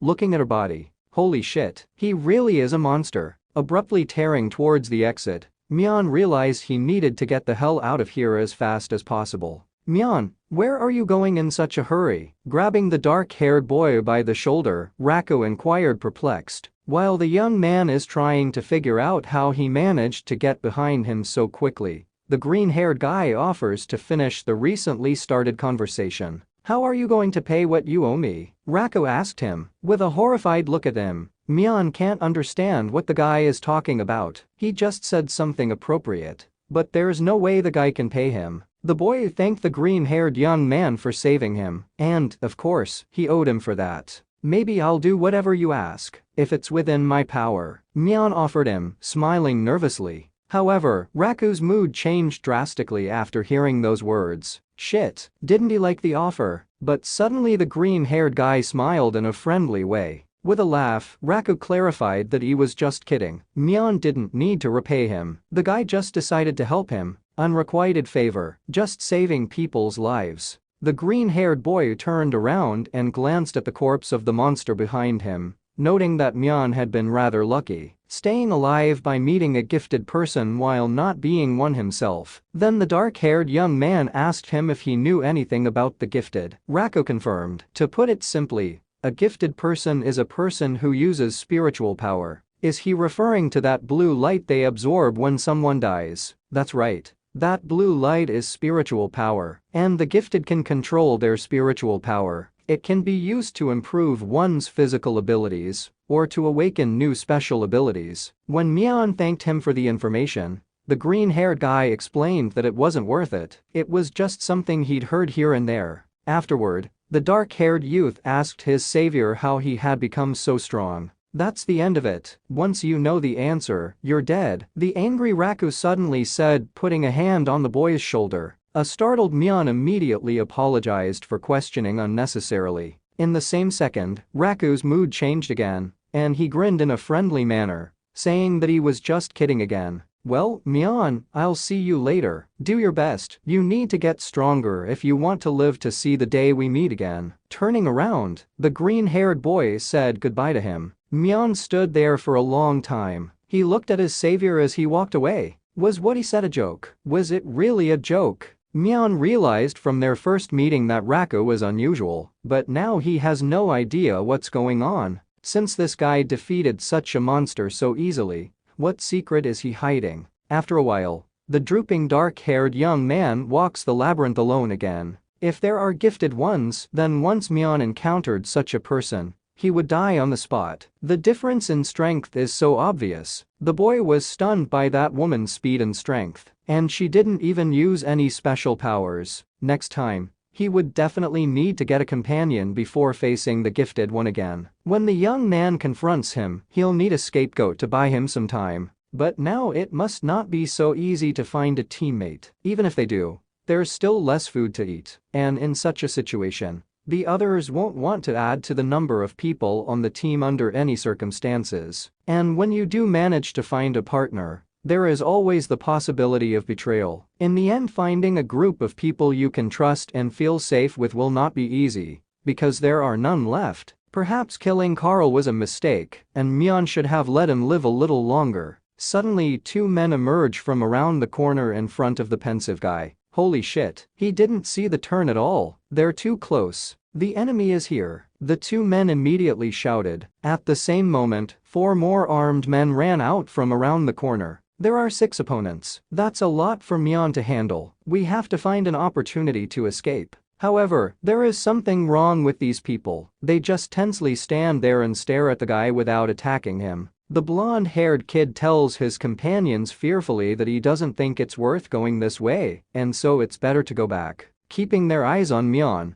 they just slowly back away from him. What happened? Why did they retreat without doing anything? There's only one guy and 6 of them. Why did they try to kill him? They were so close. There is no reason for this behavior at all. And no, there is. They must have mistaken the guy for gifted, because he wouldn't have approached them if he wasn't so confident, except on a special occasion like this. Either way, it plays into Mion's hands. If a guy uses a move like that correctly, he'll get stronger. They're not the only ones who can make that mistake. A group of 7 after a long time finally finds the trap. The man with the huge sword turns to the boys behind him and orders them to go find someone nearby to throw in there. Otherwise, he would throw them out. The two didn't mind the head and decided to run off and look. "Get out of here," came a creepy voice from behind. Dumbfounded by such audacity, the head turned around, asking who it was. Mion walked confidently towards them, holding his sword in his right hand. Tensing up, the man can't understand why he's so nonchalant about approaching them alone. "You didn't hear me. I said this is my trap. What are you waiting for?" Mion said eagerly, looking at them with disdain.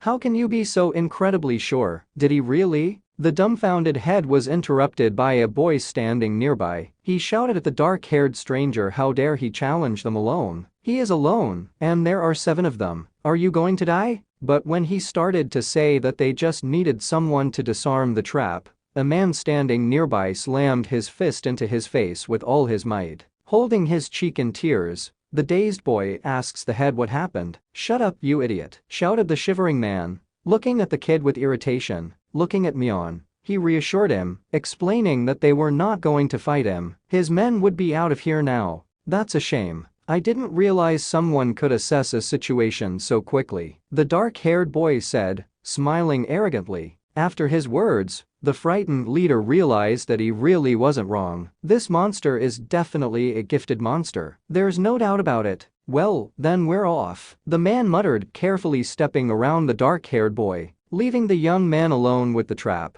The group of men leisurely walk off in the opposite direction. "Freeze!" Mion suddenly shouted loudly, standing with his back to them. "You can't just walk away. Aren't you forgetting something?" With a fearful glance at him, the leader can't understand what he's talking about. "Leave a man to disarm the trap," Mion muttered eerily, casting an imperious glance at the squad. An angry man can't believe that a guy is asking to sacrifice one of them after they gave him a trap. "Isn't that a little cruel?" "Am I cruel?" Mion inquired upon hearing those words. "Well, you can be forgiven for feeling that way. Then I give you the opportunity to choose between 2 options. Either you leave one person behind and quietly walk away. Either everyone stays." The frightened squad members began to look amongst each other, wondering what they should do. Turning around on his comrades, the leader realizes that he unfortunately has no other choice. Suddenly, one of them shouted out to his allies, asking why they were so scared. Were they sure this guy was gifted? After all, he hasn't even shown his abilities. He must be lying. The kid suggests that they should